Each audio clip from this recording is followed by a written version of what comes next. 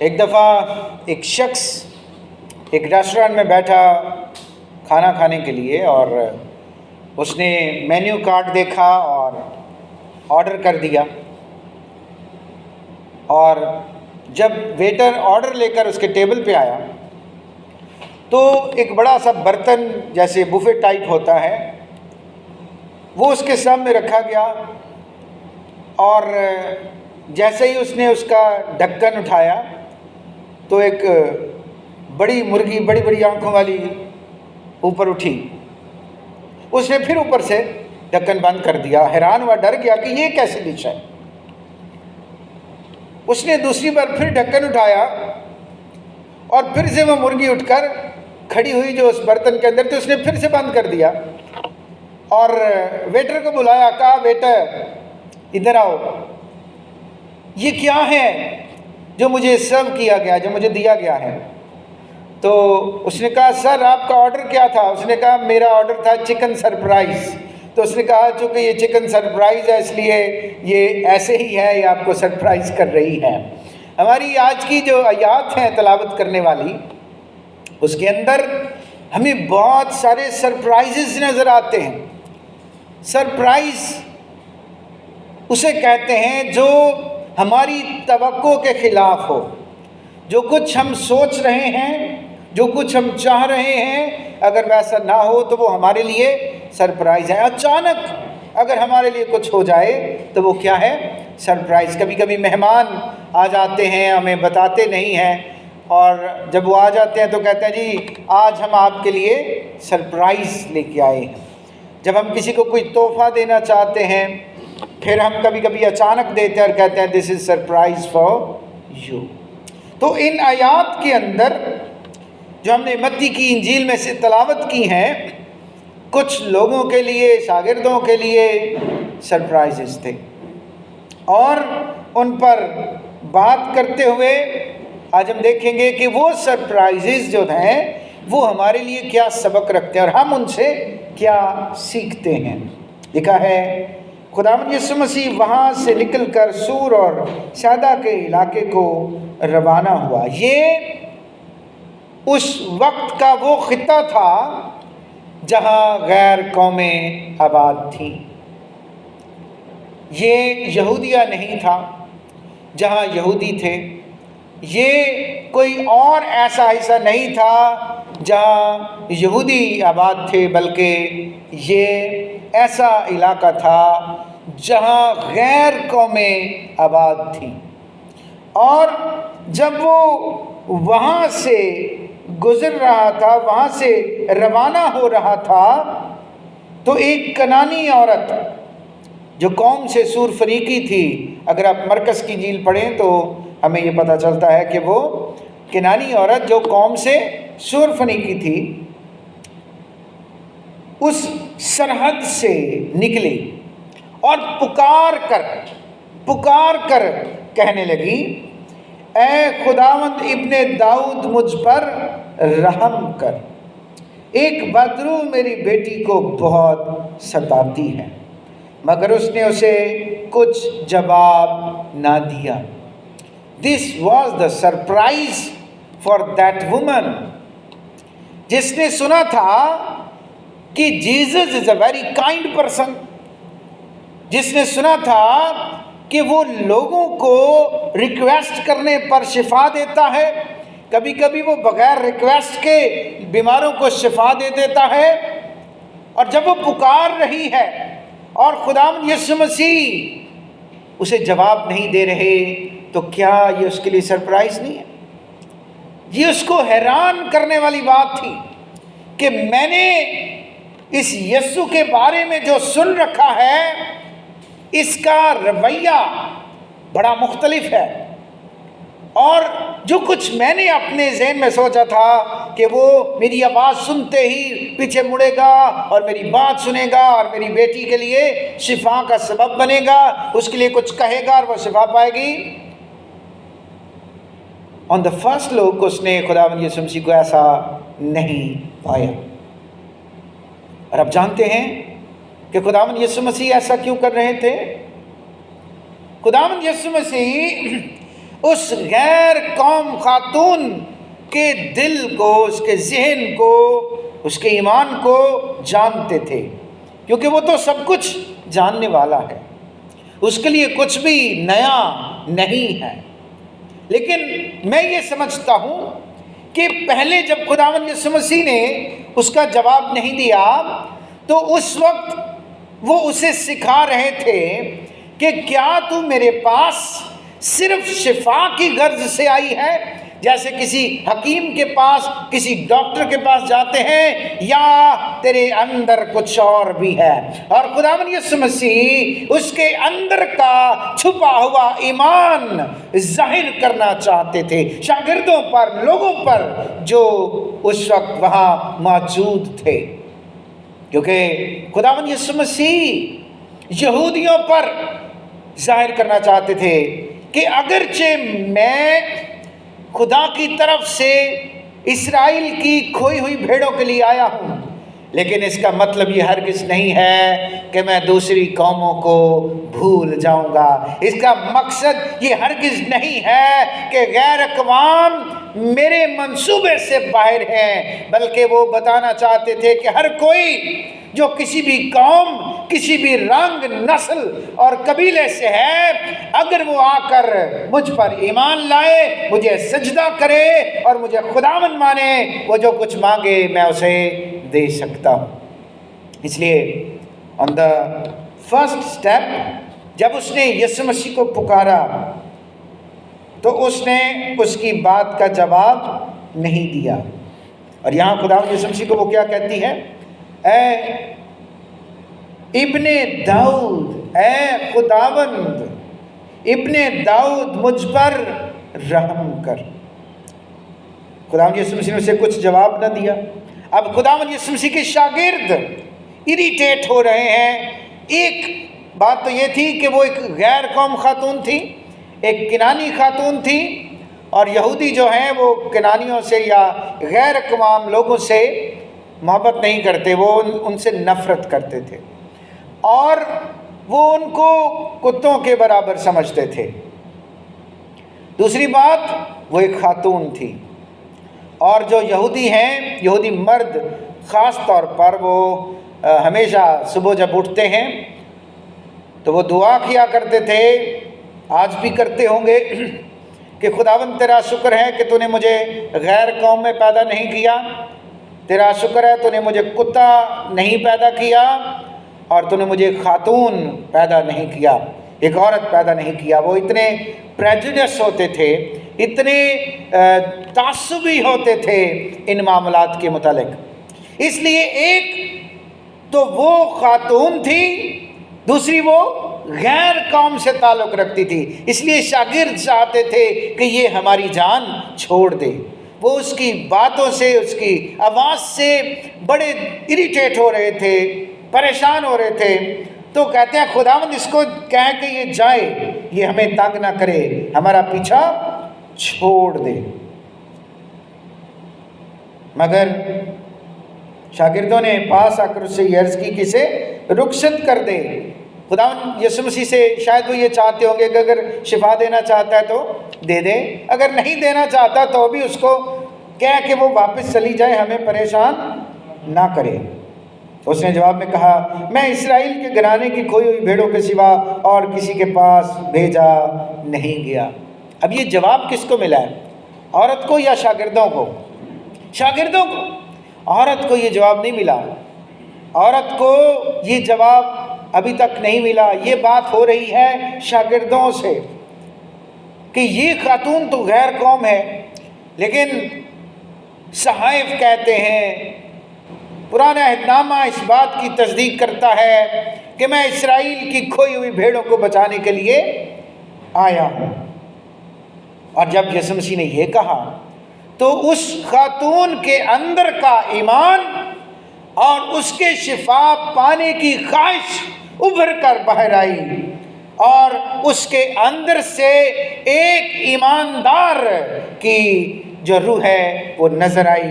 لکھا ہے، مگر اس نے آ کر اسے سجدہ کیا۔ کس نے جی؟ اس خاتون نے، جو غیر قوم کی خاتون ہے، जब यीशु मसीह के अल्फाज उसने सुने कि मैं तो इसराइल की खोई हुई भेड़ों के लिए आया हूँ, तो उसने आकर उसे सजदा किया और कहा, ऐ खुदावंद मेरी मदद कर। वो नहीं चाहती थी कि वो बगैर अपनी बेटी की शिफा के लौट जाए। वो यीशु मसीह पर पूरा ईमान रख के आई थी, और जब हम ईमान रख के आते हैं तो वापस लौट जाना दानिशमंदी नहीं है। और जो सही ईमानदार है, जो एक कामिल ईमान रखने वाला शख्स है, वो खुदावंद से मिले बगैर कभी वापस नहीं जाता। उसकी दुआ कभी रास्ते में रुक नहीं जाती, उसकी दुआ खुदावंद के जवाब तक जारी रहती है। खुदावंद के जवाब अगरचे कभी सख्त हो, उसके सजदे रुक नहीं जाते, उसकी मुनाजात रुक नहीं जाती, और खुदावंद के लिए ताज़ीम उसके दिल से कभी कम नहीं होती। और ये खातून एक बहुत बड़े ईमान की हामिल खातून थी, जिसने इतना सख्त जवाब सुनने के बाद भी उसे सजदा किया। और फिर आगे उससे एक और सख्त जवाब, ये सरप्राइज खातून के लिए एक और सरप्राइज था। खुदावंद यीशु मसीह क्या कहते हैं? अमूमन खुदावंद यीशु मसीह के मुंह से ऐसी बातें लोगों को सुनने को नहीं मिली जो शिफा के घर से आए। खुदावंद यीशु मसीह कहते हैं, उसने जवाब में कहा, लड़कों की रोटी लेकर कुत्तों को डाल देना अच्छा नहीं है। अब यहाँ इतनी सख्त बात कि शायद हमें यहाँ कोई चर्च में डांट दे तो हम दूसरी बार चर्च में नहीं आएंगे, लेकिन खुदावंद यीशु मसीह के सामने एक ऐसी खातून है जो यहूदी नहीं है, जो अंबिया के सहाइफ को नहीं पढ़ती है, लेकिन उसने लोगों से खुदावंद यीशु मसीह के मुतालिक सुन रखा है, और वो जानती है कि जो वो चाहता है करता है, उसके पास इख्तियार है। वो बदरूहों को डांटता और वो छोड़ देती है इंसानों को, वो बीमारियों को डांटता और वो बदनों से खारिज हो जाती हैं, और वो इख्तियार से बात करता है, वो जानती है। लेकिन खुदावंद यीशु मसीह फिर एक और सख्त बात कहते हैं कि अच्छा नहीं है कि बच्चों से जो टेबल पर बैठे हैं उनके सामने से रोटी उठाएं और कुत्ते को डाल दें। अब खुदावंद यीशु मसीह जो बात कर रहे हैं, शायद खातून उसको नहीं समझती, वो किस पैराई में समझ रही है। अगर आप टेबल पे बैठे हैं, आपके बच्चे आपके साथ हैं, और आप किसी बच्चे के आगे से उसका बर्गर या पिज़्ज़ा या उसकी रोटी उठाएं जो वो खा रहा है, और पास बैठे हुए कुत्ते को जाके दे दें, क्या ये फेयर है? अच्छा लगेगा बच्चे को? नहीं लगेगा। तो खुदावंद यीशु मसीह उसको कहते हैं कि इस वक्त ज़रूरी है कि मैं इस कौम के लोगों पर तवज्जो दूँ, और इस वक्त में, क्योंकि खुदावंद यीशु मसीह बहुत बिजी थे अपनी ज़िंदगी में, अपनी मिनिस्ट्री में, he was the busiest minister in this world. पहले भी वो बाप के साथ मसरूफ़ रहता था, और उसकी ज़िंदगी के जो ये 3-3.5 साल थे, ये बहुत मसरूफ़ थे। और अगर आप मरकज़ की इंजील पढ़ें तो वहाँ आपको पता चलेगा कि जब खुदावंद यीशु मसीह वहाँ आया तो वो नहीं चाहता था कि बहुत से लोगों को पता चले, क्योंकि फिर भीड़ जमा हो जाती थी, लोग इकट्ठे हो जाते थे, और फिर बहुत ज़्यादा वक्त हो जाता था। इसलिए खुदावंद यीशु मसीह ये चाह रहे हैं कि मेरी जो प्रायोरिटी है, यीशु मसीह ये सिखाना चाहते हैं कि हमारा जो मिशन है, कभी कभी हमारे अपने बड़े मिशन के दरमियान और कुछ बातें, कुछ काम आ जाते हैं जो ज़रूरी होते हैं लेकिन अहम नहीं होते। हम उन पर तवज्जो देकर अपने मिशन से रुक ना जाएं। इसका मतलब ये हरगिज़ नहीं है कि रास्ते में आने वाले काम हम ना करें। खुदावंद यीशु मसीह यही सिखाने वाले हैं कि हम वो काम भी करें लेकिन अपने मिशन से रुक ना जाएं। मिसाल के तौर पे अगर हम घर से निकले हैं चर्च आने के लिए और रास्ते में हमें किसी की मदद करना पड़ी है, किसी ने हमें कहा है कि भाई ज़रा बाइक पर मुझे वहाँ छोड़ दो, तो इसका मतलब ये हरगिज़ नहीं है कि हम उसको वहाँ छोड़कर तो वापस घर चले जाएं। اس کا مقصد یہ ہے اس کو چھوڑ کر ہم واپس چرچ میں آئیں، کیونکہ ہمارا مشن کیا ہے اس وقت، ہمارا جو مین کام ہے جو ہم کرنے جا رہے ہیں وہ کیا ہے؟ چرچ جانا ہے۔ اور رستے میں اگر کسی کی مدد کرنا آ گئی ہے تو میں اس کو یہ سمجھتا ہوں کہ یہ بڑی برکت کے ساتھ ایک اضافی برکت ہے۔ یہ ایسے ہی ہے جیسے کسی شاپنگ مال میں کوئی آفر لگی ہو کہ اگر آپ یہ بڑی چیز خریدیں گے تو یہ آپ کو اس کے ساتھ فری ملے گی۔ آپ ایک اچھا کام کرنے اور خدا کی خوشنودی حاصل کرنے کے لیے چرچ میں جا رہے ہیں اور یہ آفر آپ کو مل گئی ہے، آپ کو اس کے لیے خوش ہونا چاہیے، لیکن اپنے مقصد سے ہٹنا نہیں چاہیے۔ خداوند یسوع مسیح یہی اپنے شاگردوں کو سکھانا چاہتے ہیں۔ اور پھر جب یہ سخت جواب خداوند یسوع مسیح نے اس خاتون کو دیا تو شاگردوں کو کچھ اور سمجھ آئی، وہ اپنے پس منظر میں سمجھے، چونکہ یہ غیر قوم کی خاتون ہے، ہم تو انہیں کتوں کے برابر سمجھتے ہیں، اس لیے یسوع مسیح نے بالکل ٹھیک کہا ہے، یسوع مسیح نے بالکل صحیح کہا ہے کہ میں تو اپنے لوگوں کے لیے کام کروں گا، تم پر میں وقت ضائع کیوں کروں؟ لیکن اگلے ہی لمحے جب اس خاتون نے جواب دیا، اس نے کہا ہاں خداوند، کیونکہ کتے بھی ان ٹکڑوں میں سے کھاتے ہیں جو ان کے مالکوں کی میز سے گرتے ہیں۔ اس کی عاجزی، اس کے اندر کی حلیمی، اس کے اندر کی انکساری یہاں تک ہے۔ اگرچہ خداوند یسوع مسیح نے کہا کہ لڑکوں کی روٹی لے کر کتوں کو دینا روا نہیں ہے، اس نے کہا مالک کوئی بات نہیں، اگرچہ لڑکے کی روٹی کتے کو دینا نہیں اچھا نہیں ہے، لیکن جو کچھ لڑکوں سے بچ جاتا ہے وہ کتے کھاتے ہیں، اور کتے بھی تو مالک کے ہی ہیں۔ کتے کس کے ہیں؟ اگر بیٹے باپ کے ہیں، مالک کے ہیں، تو کتا بھی مالک کا ہے، وہ اس کے ہاں رہتا ہے، اس کی میز پر امید لگائے بیٹھا ہے، تو یہی سمجھ لے۔ لیکن میں تجھ سے امید لگا کے بیٹھی ہوں اور میں ان ٹکڑوں میں سے ہی کھاؤں گی، لیکن کھا کر ضرور جاؤں گی۔ خداوند یسوع مسیح نے کہا کہ تیرا ایمان بہت بڑا ہے، اور میں یہ شاگردوں کے لیے سرپرائزنگ تھا۔ یہ کس کے لیے تھی؟ اگر ہم خداوند یسوع مسیح کو بحیثیت انسان صرف دیکھیں تو اس خاتون کا یہ رویہ یسوع مسیح کے لیے بھی سرپرائزنگ تھا، لیکن چونکہ وہ صرف انسان نہیں ہے، وہ خدا ہے، وہ سب کچھ جانتا ہے، وہ اس کے ایمان کو جانتا تھا، لیکن اس کے الفاظ، اس کا رویہ یسوع مسیح کے شاگردوں کے لیے سرپرائزنگ تھا۔ حیران ہوئے۔ اور یسوع مسیح اگر کسی کو کہیں کہ تیرا ایمان بہت بڑا ہے، میں سمجھتا ہوں وہ دنیا کا مبارک ترین شخص ہے، جس کے ایمان کو دیکھ کر خداوند یسوع مسیح کہیں، جس کے رویے کو دیکھ کر خداوند یسوع مسیح کہیں کہ تیرا ایمان بہت بڑا ہے۔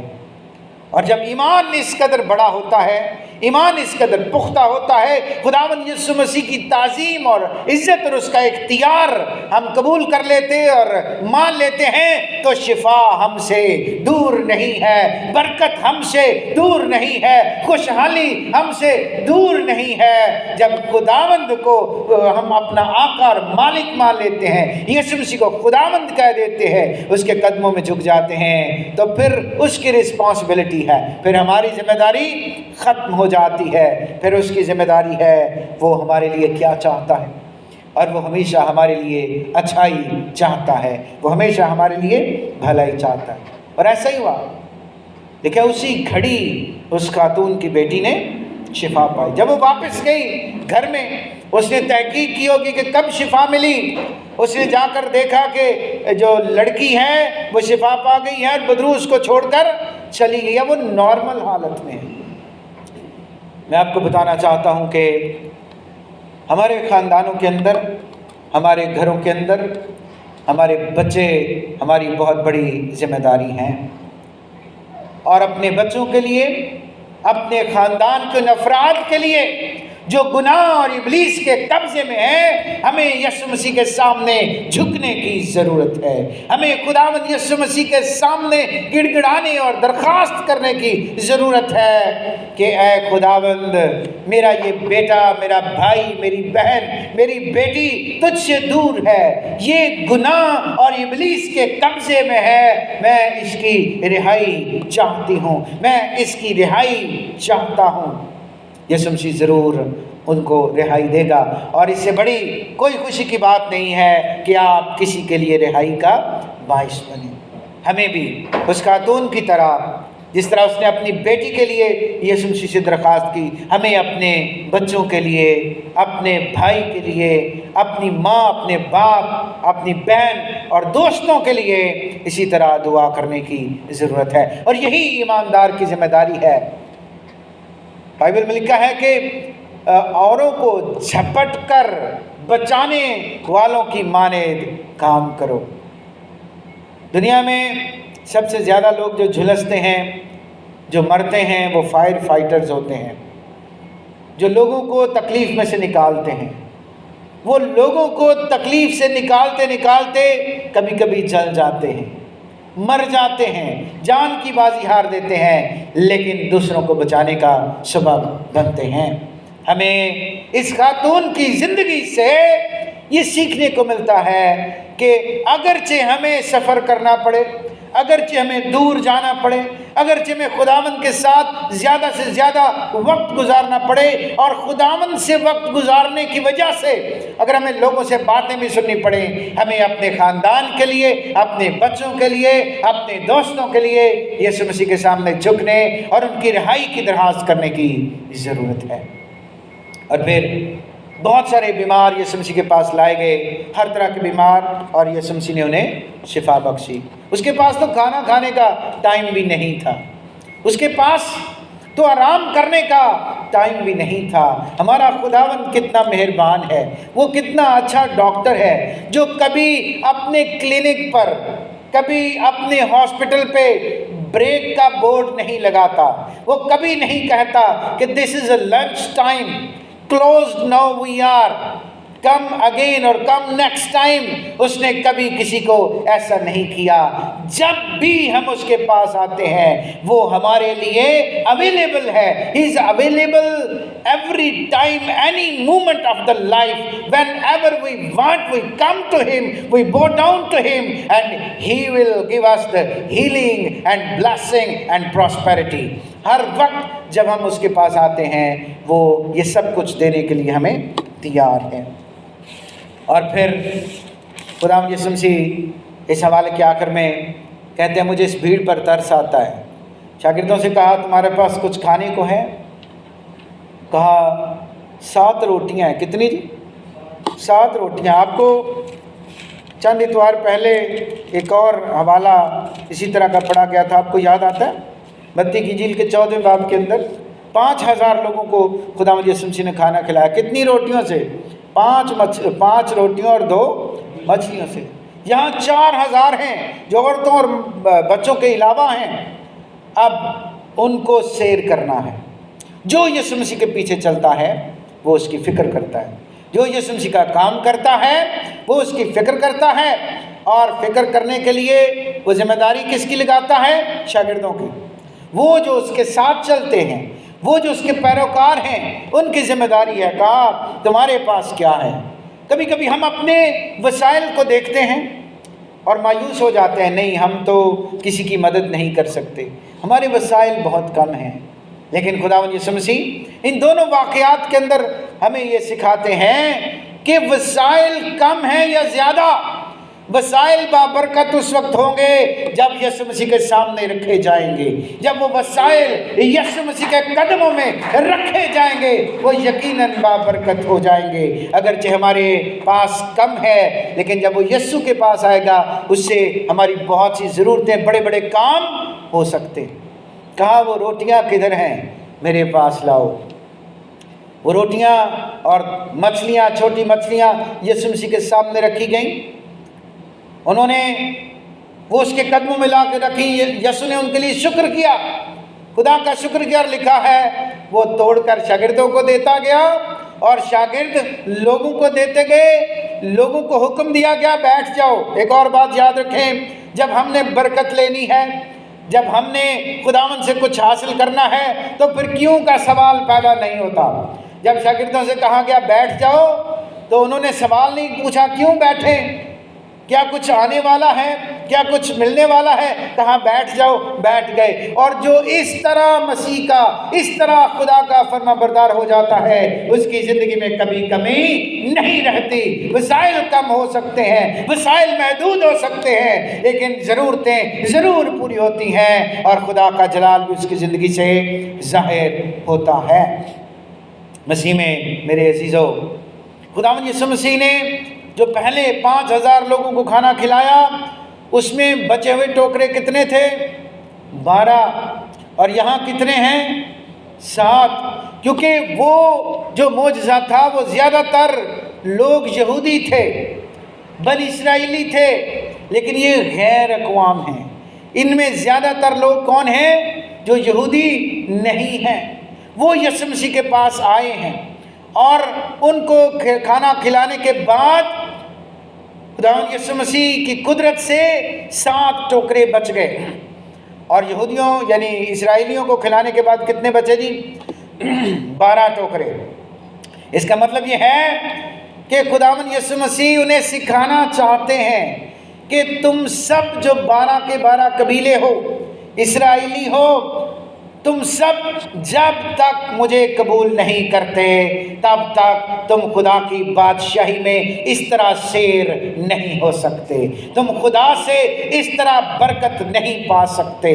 और ये सिखाया गया कि हर एक के लिए शेर होने के बाद भी मेरे पास है, लेकिन उसके लिए तुम्हें मेरे पास आना पड़ेगा। और यहाँ 7 टोकरे, और बाइबल के अंदर 7 का अदद जो है वो कामलियत का अदद है, होलनेस का, होलिस्टिक जो वर्ड है वो 7 है। और गैर कौमों का जिक्र है तो यहाँ बहुत सारी कौमों का जिक्र नहीं किया गया, लेकिन 7 टोकरे जो बचे हुए थे वो इस बात को जाहिर करते हैं कि दुनिया की तमाम कौमें जो यहूदी नहीं है, वो बहुत सी हैं, वो हज़ारों हैं, वो लाखों हैं, वो जितनी भी हैं, अगर वो भी यीशु मसीह के पास आएंगी तो बरकत पाएंगी, नजात पाएंगी और खुदा की बादशाही की वारिस बनेंगी। इसलिए मसीह में मेरे अजीज़ों, आज सुपहर मैं खुदा के इस कलाम से आपको बताना चाहता हूँ, यीशु मसीह के पास आपको देने के लिए बहुत कुछ है। इतनी बरकतें हैं कि उनका अख्ताम कभी नहीं होगा। फ़कत हमें उसके सामने आकर झुकना चाहिए। और ज़िंदगी में अगर कभी सरप्राइजेस आते हैं, ज़िंदगी में कभी हमें कुछ हैरान करने वाली बातें आती हैं, आजमाइशें आती हैं, तो उन सरप्राइजेस को देखकर रुक ना जाएं, बल्कि अपनी दुआओं को जारी रखें, उसके सामने सजदा करना जारी रखें। वो यकीनन अंजाम में आपको बाबरकत करेगा, आपको सलामती देगा और आपको अपने साथ खुदा की बादशाही में शामिल करेगा। खुदा हमें इस कलाम के वसीले से बरकत दे और इस पर अमल करने की तौफीक बख्शे। आमीन। आइए हम दुआ